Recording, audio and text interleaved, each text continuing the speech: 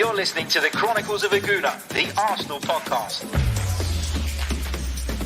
I'm Martin Tyler, and you're listening to Harry Symeou.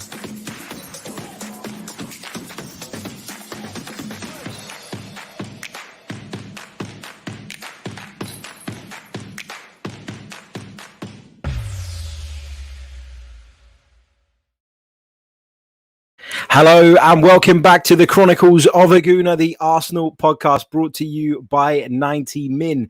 As ever, I'm your host, Harry Symeou, and on this edition, we're going to be bringing you up to date with all the latest Arsenal-related transfer rumours.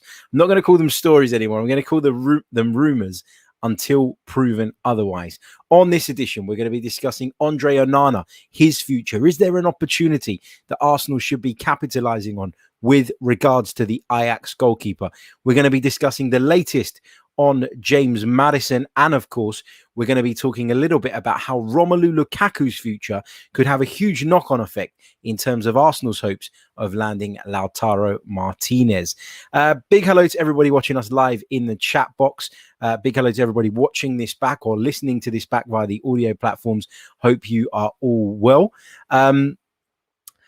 Just want to say a big thank you to those of you who sort of shared your thoughts on yesterday's show. I was joined by Elliot, aka Yankee Gunner, aka the main man of the Arsenal Vision podcast. It was a really, really good debate, fantastic chat. And it was really, really good having him back on the show. So thank you to everyone who's tuned into that. If you haven't seen it or heard it, you can do so. It is available in podcast format now on all major podcast stores. And it's also the last video on this channel. So you can check that out if you are a YouTube viewer. So thank you. Right, let's go over to the live comments and say a few hellos before we dive right into it. Let's say hello to Jashar, to Syed, to Omar, to John, who says, afternoon, everyone. First Harry's on TalkSport 2, now here. I listen and talk to Harry more than my wife and kids. Doing great, bro. Always happy to listen to your opinion. Smash the likes. Thank you so much. And I think I probably talk to you guys as well more than I talk to my wife and my kid as well. I'm not even saying that's a bad thing. But anyway, let's dive straight into it. And let's start with the Andre Onana stuff. Now, of course, Arsenal were credited with a really strong interest in Andre Onana a little while ago now, probably right at the beginning of the transfer window. You know, there was talks and rumours that Arsenal were really close to doing a deal, that they'd prioritised him as a goalkeeping target and that they were going to move for the Ajax man. However, there was talk at the time that Arsenal were waiting to find out what was going to happen with the player's doping ban. They were hoping it would be reduced, and it was reduced, just perhaps not as much as Arsenal might have hoped. Anyway, Andre Onana is likely to be on the move. Now, his contract at Ajax is very close to its expiration, and Ajax are also happy to move him on as a result of that. Now, it looked as though, for all intents and purposes, that Andre Onana was headed for Lyon in the French Ligue 1. It looked like that deal was very, very close. And that deal was said to be worth £5 million or around about that figure.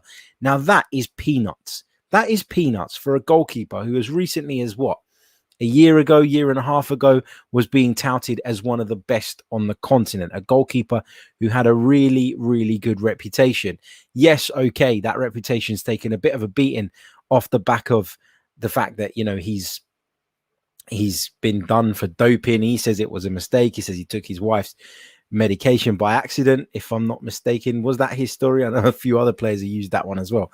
But yeah, to think that someone who was held in such high esteem just 18 months ago or so is now available for something like £5 million is crazy. And it feels like at a time when Arsenal desperately need to bring in a goalkeeper, it would be wise, in my view, to dive in and go and get him. You know, go and get him. Go and bring him to the club. He would not only compete with Bernd Leno, I think there's a good shout that Andre Onana could be the goalkeeper moving forward, you know, beyond Bernd Leno. The guy's not going to be here forever. A lot of us have our reservations about Bernd Leno. And so why not go and bring in Andre Onana? We know that funds are hard to come by in general in this transfer window. And this opportunity, opportunity is the best word, to pick up a goalkeeper of a very good level for £5 million is one that Arsenal, in my opinion, at this moment in time, cannot afford to pass up. What's good about Andre Onana? What's Andre Onana better at than Bernd Leno? And the answer to that for me is distribution. Now, when you look at Bernd Leno as a goalkeeper, overall, I think he is a good goalkeeper, right? He's a very, very fine shot stopper. I'm not going to say he's very dominant in the air and dominant in terms of set pieces, but I don't think that's his style. I think we've talked about this before. You've got different types of goalkeepers. You've got the more old school type goalkeeper that I like. Emi Martinez is that type of goalkeeper. I'm not going down the road of we should have kept Martinez, but what I'm saying is he's my type of goalkeeper, the type of goalkeeper I prefer to have in behind my defense. But Bernd Leno is a different kind of goalkeeper, and he's got other strengths, and those strengths, as I say, include shot stopping. I think he's a better shot stopper than Emi Martinez. Maybe an unpopular opinion, but that's my view on it. But the problem with Bernd Leno is that his distribution is just not up to scratch. It's just not up to the standard that it needs to be at for Arsenal to play the way Mikel Arteta wants us to. And you saw time and time again under Emi Martinez, where we were trying to play out from the back, that if he didn't think it was right, he would just take that decision and go long. And with Bernd Leno, I feel he's a little bit more robotic in that sense, where he does always do what he's being coached and never takes the initiative or takes control of the situation as an individual and makes a different decision off the back of that. And that frustrates me a bit with him. So Leno's a good keeper, right? But he's not good enough when it comes to distribution. And Arsenal are obviously going to put a lot of pressure on whoever plays in between the sticks this season to get that part of the game right. It is so important to our build-up, and it is so important to the way that Mikel wants to take this team forward. Therefore, you need someone more suited. You know, Manchester City is a prime example. Yeah, okay, they've got millions and they can change goalkeepers more than they change their underwear. And they did do that at one stage. You know, Pep Guardiola brought in Claudio Bravo to replace Joe Hart, didn't he? And then very quickly decided that Claudio Bravo was not the man either. So Man City obviously have that ability to do that because of their transfer kind of muscle, the strength that they have in the market and the finance that they obviously have at their disposal. But Arsenal need to start thinking about how we're going to move on from Bernd Leno, because yeah, it's not my number one priority in terms of bringing in a number one right now. But as I say, this Onana thing, it's an opportunity, the kind of which doesn't come along very often. £5 million he was going to join Lyon for, and he's pulled out of that move, according to a report from the Netherlands last night, because he knows of interest from some, and I quote, bigger clubs. Could that be the Arsenal? I bloody hope so. And look, if you told me that I could go get any goalkeeper in the world right now, I wouldn't go and get Andre Onana. I do think Andre Onana has shortcomings as well. But the point here is that, as Sam so eloquently put in the comments, and literally it was on the tip of my tongue, and he's put it in the comments, you won't get a better goalkeeper at that price. Simple as that for me. Simple as that. So that's my thoughts on the Andre Onana situation. That's the update. He's pulled out of a move to Lyon because he knows of interest from some bigger clubs. Inter are another club who are said to be really keen on Andre Onana as well. So I won't rule out a move to Serie A, but you feel like if Arsenal wanted to do this, they could. The opportunity is there. And if they don't, I think we'll probably be missing a really good chance, I guess, to bring in a very good goalkeeper for a very low fee at a time where saving money is got to be appealing to most clubs out there. So, yeah. Let's take this one from Matt, who says, Harry, do you think Arsenal's reluctance on Onana is due to him wanting to be guaranteed our number one? We can't guarantee that, as he'll play maybe 5 months. Do I think that he wants to be guaranteed number one? Maybe. But I also don't think that Bernd Leno is here for the long term. And I think that if I was Andre Onana, I think you have to look at it that way. I think it's difficult to predict what's going to happen in the future. But I just think if Andre Onana comes in and he's much better at the distribution side of things, I don't think he's worse than Bernd Leno in the other areas as a goalkeeper. And so there's no reason why he can't be the number one. I think he needs to believe in himself and make a move to a big club. You know, I that's how I see it. And whatever people say about Arsenal right now, Arsenal are still a massive football club. Arsenal are still box office. Arsenal still have more supporters than most clubs in the Premier League, in the world, in fact. Arsenal are one of the elite in terms of a football club. We're not where we need to be right now, and we all know that. And that obviously poses its challenges. But Arsenal as a football club are huge, and I can't imagine a world where anybody would want to go and play for Olympique Lyonnais, with all due respect to them, over the mighty Arsenal. Call me biased, but that's genuinely how I feel. Right, let's move on a little bit. Let's talk a little bit about James Maddison. And we're going to be bringing you a special episode of our Transfer Talk series this afternoon. It'll be live on the YouTube channel at 4 p.m.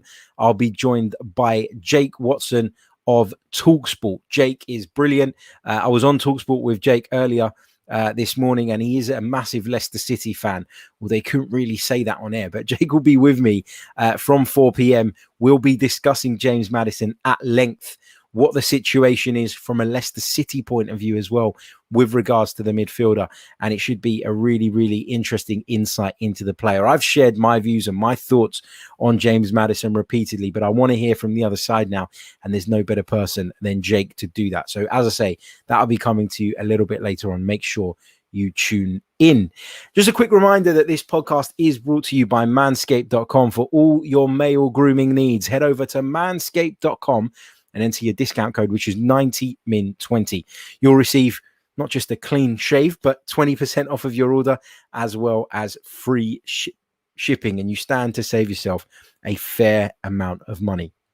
Lawnmower 4.0, incredible product. You heard it from the Manscaped man himself, Elliot, yesterday, right here on this very podcast. So please do not hesitate to visit their website, check it out.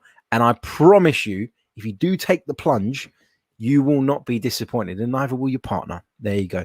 Tebow says, do you use Manscaped to groom your beard? No, I don't. And my beard is, for those of you watching on YouTube, is really out of control at the moment in terms of it's really messy. And the reason it's messier than usual is because I've got a wedding to go to on Saturday. So what I'm doing is I'm trying to hold out as long as possible, trying to hold out till Friday so that I can get that nice, fresh beard trim and shape up from the barbers and be good to go on Saturday. So no, I don't use it for my beard. I'd feel a bit uneasy, Tebow, using it down there and then using it up here. Doesn't really work for me, but there you go. So the latest on the James Maddison stuff, as I was just saying, is that a report has come out today from Football Insider, and they allege that Arsenal have offered not one, but two players to Leicester City as part of that deal. Now, it's alleged that those two players are Ainsley Maitland-Niles, as we predicted yesterday, and Reece Nelson. However, the Foxes have indicated that they are not interested in taking either of those two players from the Emirates to the King Power Stadium. So you can forget that. That's not going to work, Arsenal. The asking price is said to be around about £70 million. So if Arsenal want James Maddison, they're going to have to stump up the cash. Now, I'm not going to go too deep into this on this episode because, as I say, we'll get that bit of insight and we'll go a little bit deeper into it with Jake a little bit later on. But, you know, this is one that is said to be moving along very, very slowly. And that's in terms of the negotiations, right? We're nowhere near the point of, you know, of agreeing personal terms with a player. Okay, look, the personal terms might have been agreed behind the scenes and that might have been done, but we're not at the point where we can officially do that.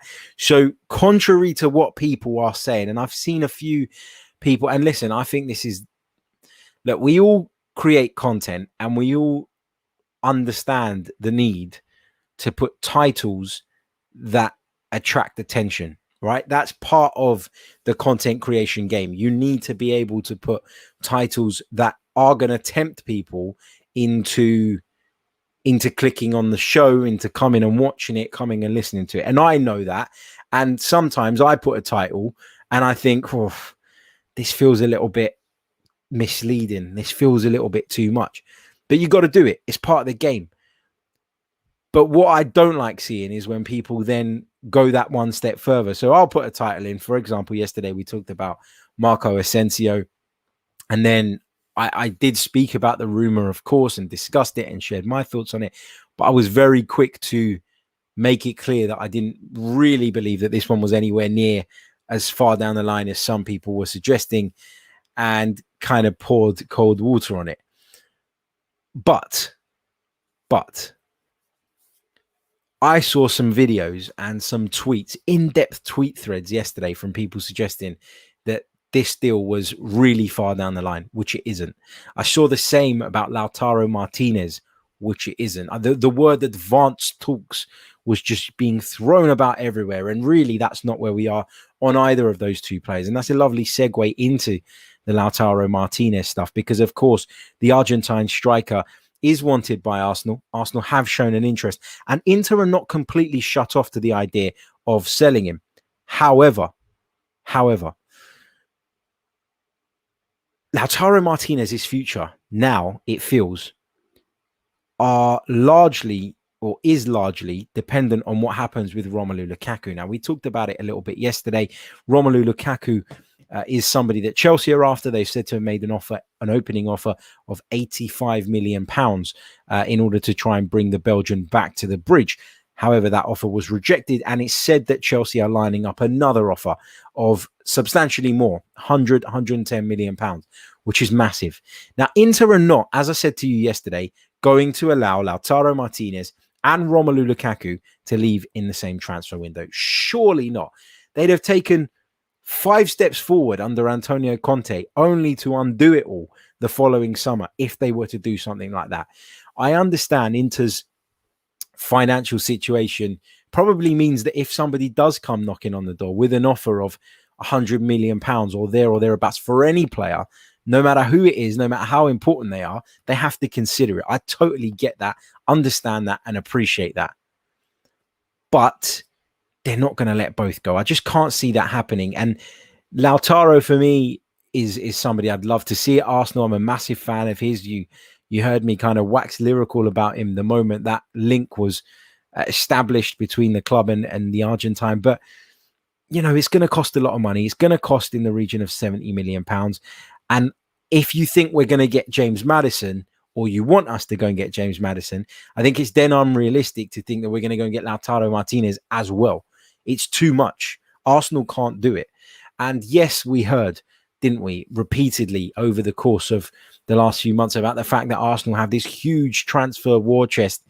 And yes, they've probably got more money than many of us expected they would have to spend this summer. But the key thing here is I think a lot of that, or at least some of it was based on the idea or the assumption or the hope that Arsenal were going to get money in for some of the dead wood, some of the fringe players, some of the players that Mikel Arteta doesn't feel are part of the project moving forward.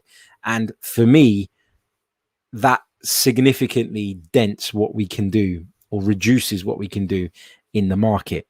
To spend 50 million on Ben White, 70 million on James Maddison, and 70 million on Lautaro Martinez, as well as 20 million on Sambi Lokonga and 9 million, whatever it was, on Nuno Tavares, just feels like a bridge too far when you consider that we're yet to sell anyone of note for any figure of note. That's kind of where I'm at the moment. So yeah, that's my thoughts on the Lautaro Martinez stuff. But as I say, you know, Romelu Lukaku, if he leaves Inter, I think it significantly reduces anybody's chances, not just Arsenal's, of landing Lautaro this summer. However, if of course Romelu Lukaku stays put, then Lautaro Martinez could well be on the move because of his contract situation and all the other factors that we've discussed in the past. Right, we're going to go for another 10, 15 minutes or so. So get some of your questions in the live chat. I want to hear from you guys, and we'll work our way through those for the rest of the podcast. Let's have a quick look in terms of where we are now in terms of likes. There's over 180 of you watching us on YouTube alone. We've only got 40 likes. Surely we can get that up to as close to 100. Why not 100 actually? Sooner rather than later. It's free, doesn't cost a penny. Get involved, hit the like button, really helps. And if you're new to the channel or you haven't subscribed yet, then please do. I can see from the analytics that there are 40% of you watching our videos at the moment. And you're all welcome, don't get me wrong, that are watching it as non-subscribers. So stop being freeloaders and hit the subscribe button. And if you wish to go one further by becoming a member, you can do that too. Right, let's take some of those questions.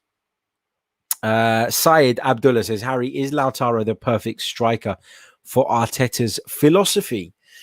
This is interesting, right? Because as much as I like Lautaro Martinez, the idea of signing him contradicts what I've said about Arsenal and the striker situation in the last few months. I'd talked even at the back end of last season about the need to kind of identify a hybrid of Alexander Lacazette and Pierre-Emerick Aubameyang. I like that Lacazette drops deep. I like that he gets involved in the build-up play. I like his tenacity, his industry, his workmanship. I love all of that. But I don't think he's always clinical enough. Aubameyang, I think, needs to be utilized in a very specific way. Needs to get in behind teams. That's what Aubameyang does. Or needs to get the ball on that right foot from a slightly left of centre position and be attacking the penalty area. Those are the things that Pierre-Emerick Aubameyang does very well. I don't think Lautaro Martinez necessarily fits into what I've always said, which is the idea of I need someone or wants to see someone who will attack the penalty area with a bit of presence when we do get the ball into wide areas. But I do think Lautaro is very good at running in behind. I think he's a very good finisher. I think Lautaro is very industrious in the way that he works the pitch and works spaces and makes good runs and is very tenacious. He's a typical South American striker. But there are some elements to his game that make me think he's not necessarily the perfect fit. However, that's not to say I wouldn't want him to come. And I think, yes, we've got a system and we've got a style of play. But I think if you've got a really elite striker, then to a degree, you need to tailor your build-up play, don't you, to suit that striker. And I think if you got hold of someone like Lautaro Martinez, who is one of the hottest properties in European football right now, then you do that naturally, don't you? You tweak your build-up play a little bit just to make sure that you do get the most out of what you're, out of that player, out of that investment. So I don't think he's the perfect striker for Arteta's philosophy. Like, I don't think he ticks all of the boxes, but I think he's such a good player that if you could get him in at the club, you'd do it, wouldn't you? That's my view anyway. Let's say hello to Ayoku, from Canada. He says, good morning from Canada, just joining the stream. What are your thoughts about Martinelli getting a chance this season? I expect Gabriel Martinelli to be far more involved this season than he was last time out. He's spoken recently, I touched on this the other day, I think, but he's spoken recently about the fact that his road to recovery was a very cautious one. That was a decision taken by not just him, but by the staff, the club doctors. And I think it's worked well because towards the end of the season, he did look really sharp and he was far more involved, wasn't he? So that suggests to me that he's only going to be more involved down the line. He's only going to progress. And for all the people that say Mikel Arteta doesn't like him, doesn't want him, etc., that is absolute pony. It is nonsense. There is nothing to suggest that Gabriel Martinelli and Mikel Arteta are not on the same page. In fact, the Brazilian forward has spoken really highly of Mikel Arteta, called him one of the best coaches in the world as recently as last week. Now, obviously, people are going to come at that from the other side and say, well, it's his employer. He's not going to slag him off. And I get that. But he didn't need to go as far as he did in terms of the praise. So I do think there's a good relationship there. And Mikel Arteta, I think, has shown that he can develop players even further. I know that naturally they develop anyway, but I think Smith Rowe's been brilliant under him. I think Saka obviously had broken through previously, but has taken it up to the next level as well. So, I'm confident that he will be much more involved. Let's pick up a few more. Sam says, don't you feel the problem has been selling players with the foreign clubs strapped for cash? I feel if we'd been able to sell players early on, we'd have seen a lot more signings. Yeah, completely agree, Sam. I think that's been key. And I've talked about it before, haven't I, about the fact that those clubs on the continent have been much more badly affected by the COVID-19 crisis than us here in the Premier League. And I think that it is almost naive to overlook that fact. And when people sit there and they say, well, Arsenal have been terrible at selling players and moving players on, I think we have been in the past. But I think you have to understand the situation that we're in currently, and you have to accept and acknowledge that it is a much more difficult environment in which to negotiate. I do think that under normal circumstances, Roma would have bought Granit Xhaka. I do think that somebody would have stumped up money for Hector Bellerin. Maybe not as much as some were predicting, but I do think there was money to be made in those scenarios. And those clubs have seen those players as probably additions rather than sort of luxury additions, or wants rather than needs. And that's why they've decided not to spend their money in those particular areas. But it's a really great point, Sam. The current market, especially on the continent, where you're seeing the likes of Juventus even struggling. You know, Juventus, who had won the Scudetto, 7 times in a row prior to last season, are struggling to do a deal for Manuel Locatelli that doesn't involve them loaning him first. That in itself indicates what is going on the continent. And so, of course, we can't expect these clubs to come in and make big money offers for Bellerin, for Lacazette, for Xhaka, whoever it is that you want to see moved on. So, yeah, it's a really, really important point.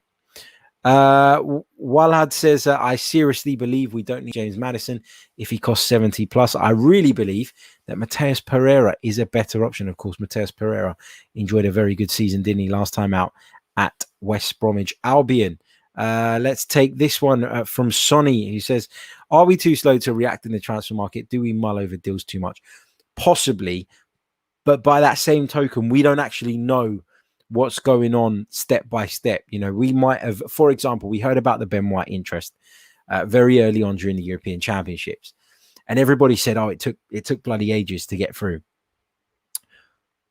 But did it? You know, did it really take ages, or was it always clear that nothing was going to move until the Euros had finished and the player had returned from his holiday?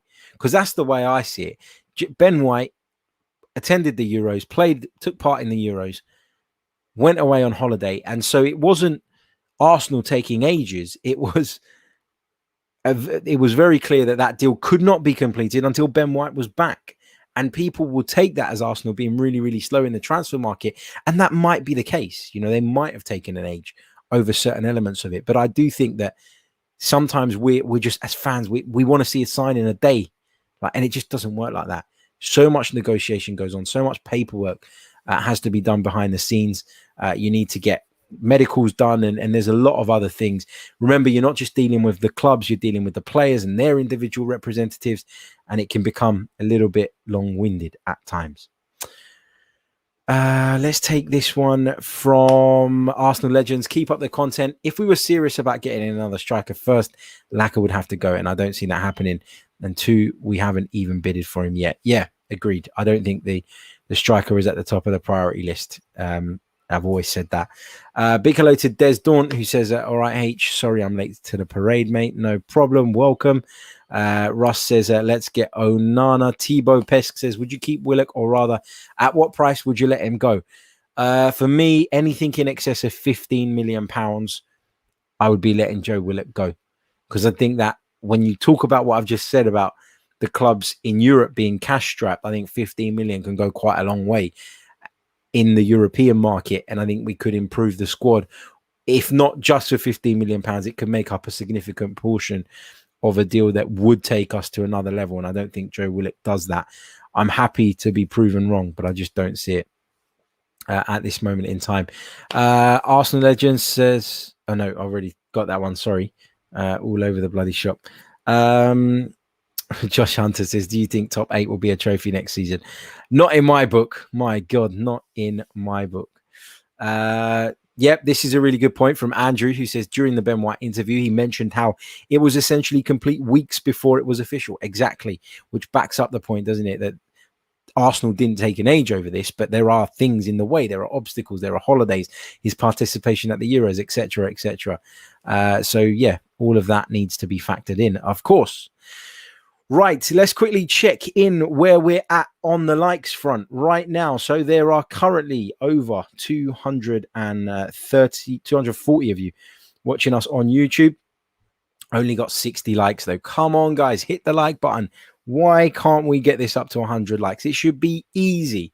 It should be easy. If even half of you did it, we'd be well over the 100 likes mark, which would be fantastic and really, really helps. Don't forget to subscribe to the channel if you're new. Click on the link in the description if you want to become a member. Check out manscaped.com for all your male grooming needs. And once again, we thank them for their very, very kind sponsorship. We're going to be back later on with, as I said, TalkSport presenter Jake Watson, TalkSport presenter and Leicester City fan Jake Watson. We're going to be discussing James Maddison, what's going on, getting a Leicester City perspective on it.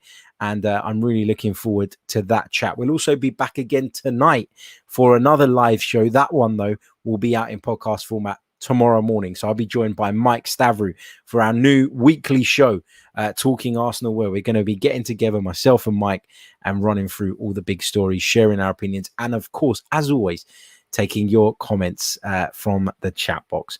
Be back very, very soon. Until next time, take care of yourselves and stay safe. Make sure you turn those notifications on. Cheers.